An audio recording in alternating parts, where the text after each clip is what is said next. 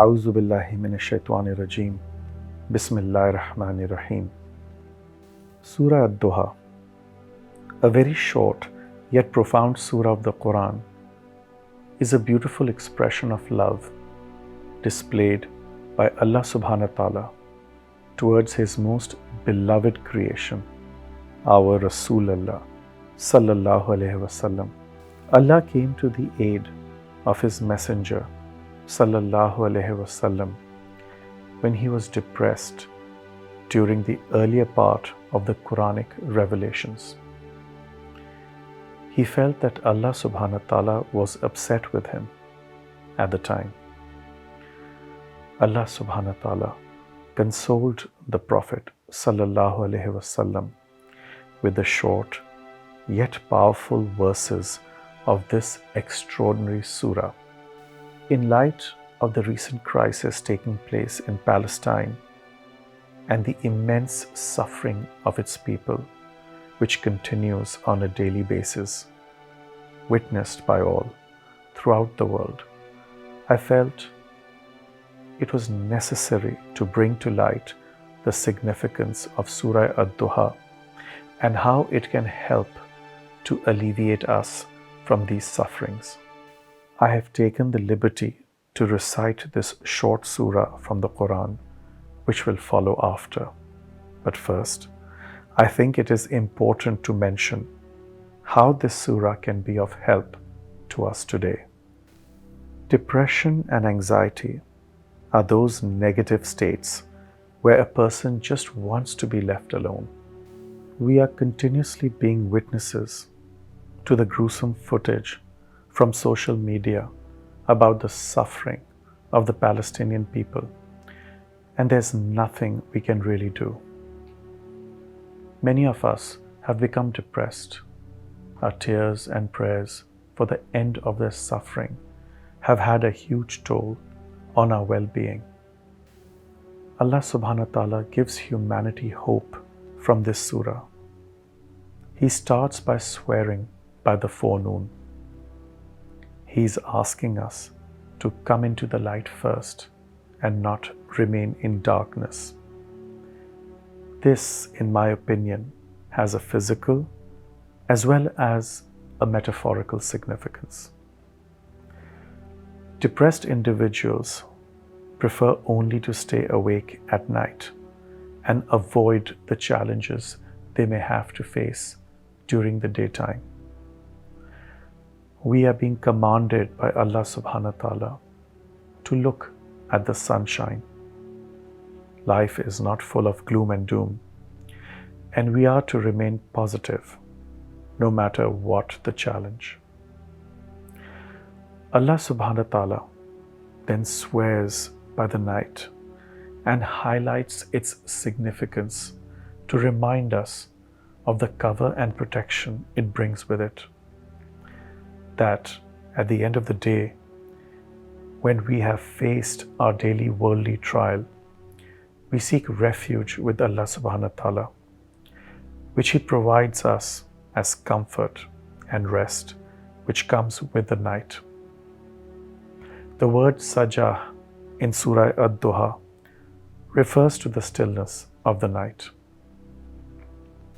Allah subhanahu wa ta'ala then reminds us that He has neither forgotten us nor does He hate us.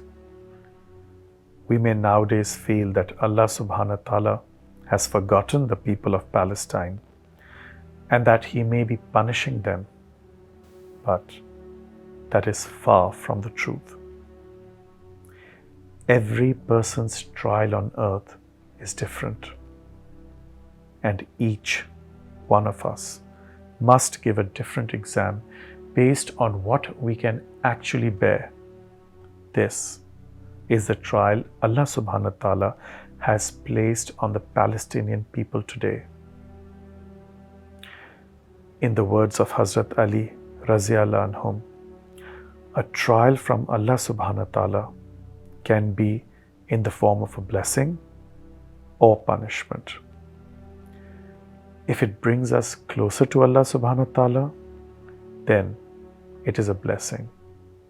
But if it takes us away from Him, then it is a punishment. Is it not amazing to see the resilience of the people of Palestine and the unwavering level of Iman as they welcome death to come closer to Allah subhanahu wa ta'ala?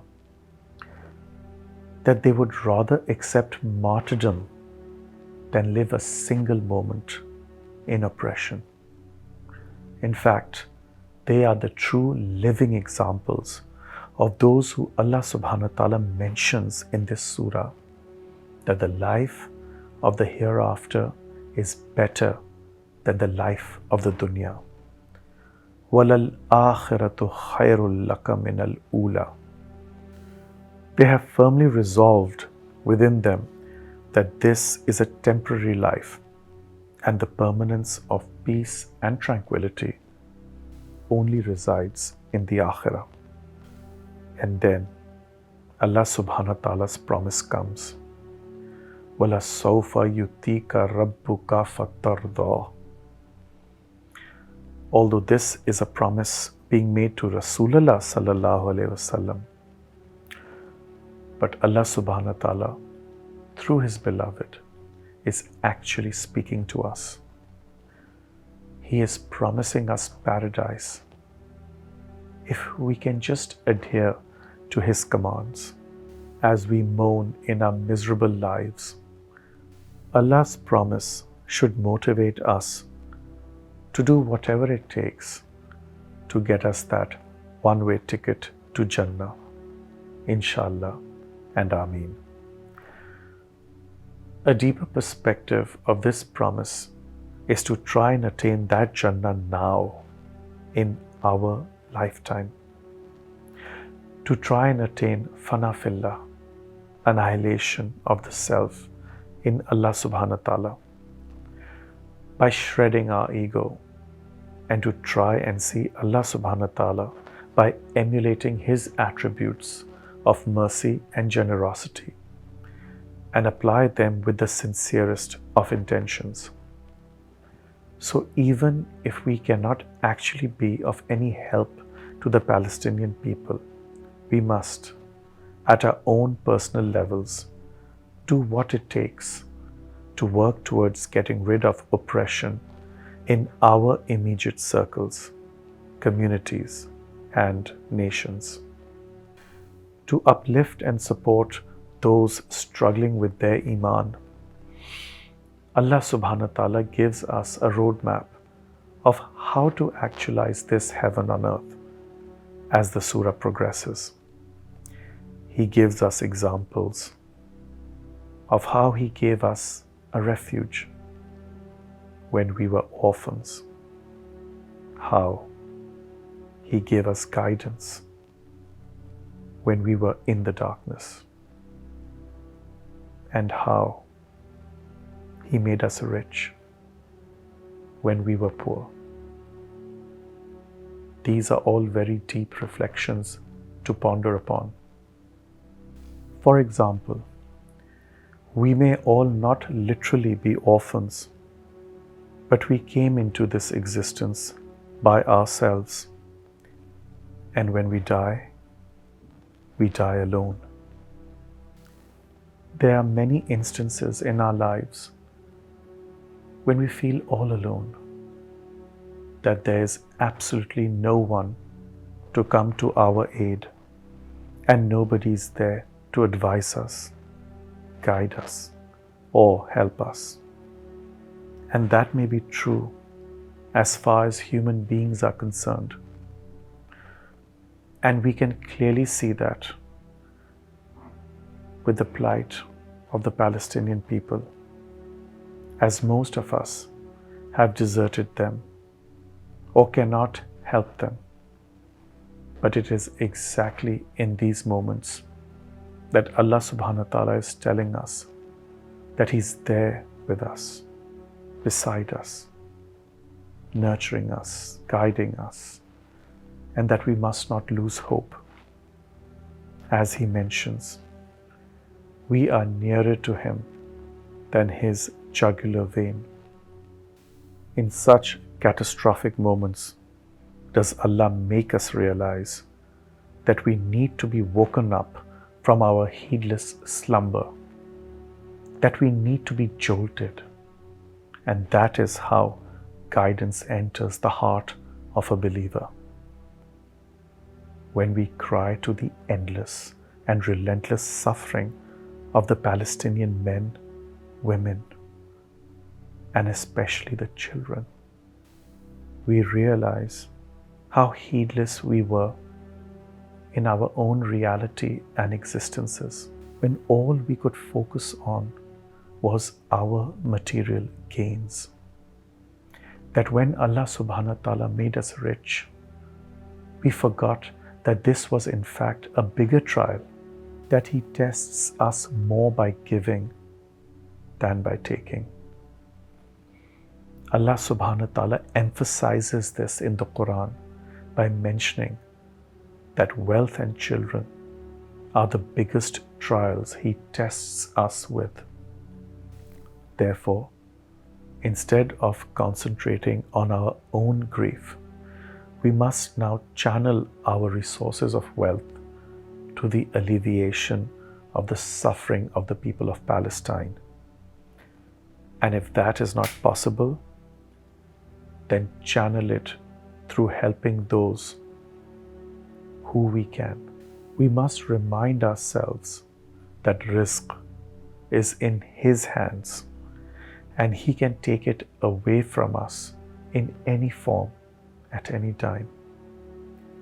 Therefore, we must be mindful of giving back to our Muslim community in their time of need, especially now. Allah subhanahu wa ta'ala teaches us through the surah how to tackle depression. As we all feel devastated and helpless about the current situation in Palestine, Allah subhanahu wa ta'ala is guiding us not to oppress the orphan. In our state of depression, we are so consumed with how we feel that perhaps nobody could be worse off than us. So let us tend to the orphans of Palestine, the orphans of our community. It is them who are worse off than us. By helping them, we can truly be grateful to Allah subhanahu wa ta'ala, as He has chosen us not to at least be in their deplorable state. They have no families or loved ones, and to take care of them, we at least have our families, the comfort of our homes, and enough wealth to at least take care of ourselves and our children. So, is our situation in life as bad as we think it is? Another antidote for our depression or anxiety has been covered in this surah by not refusing the petitioner or beggar who asks us for our help. It is interesting to note that Allah subhanahu wa ta'ala merely mentions such persons, sa'il, and nothing else about them to highlight their intention. This is an important lesson for us, to not doubt beggars, as only Allah subhanahu wa ta'ala is aware of our intentions. It is also a way for us to shed our egos, as we may think that we give enough charity so that we now do not have to give to the beggar. The beggar asking for alms is actually a blessing in disguise for us, as Allah subhanahu wa ta'ala chooses us to make His kun into fayakun. It constantly reminds us that we have food, shelter, and clothing, and we do not go to sleep hungry,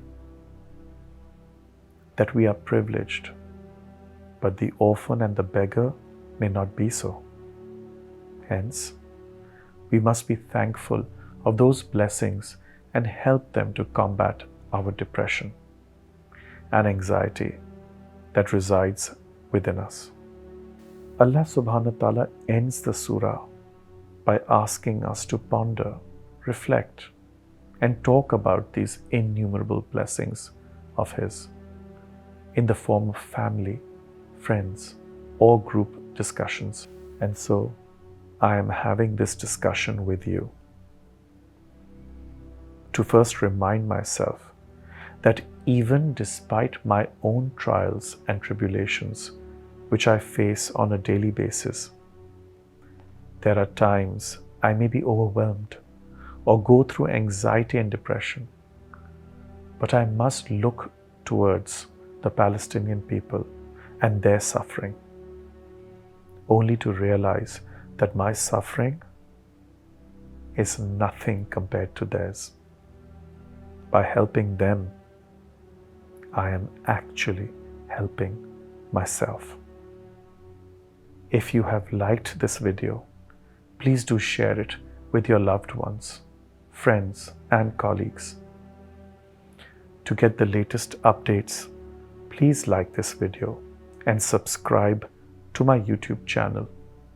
And please recite Durood for yourselves first, and then for the people of Palestine.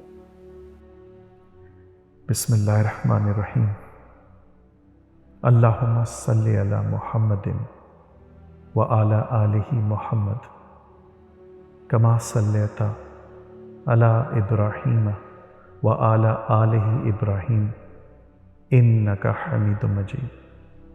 Allahumma barik ala Muhammadin wa ala alihi Muhammad kama barakta ala Ibrahim wa ala alihi Ibrahim innaka Hamidum Majid. Sadaqallahul Azim.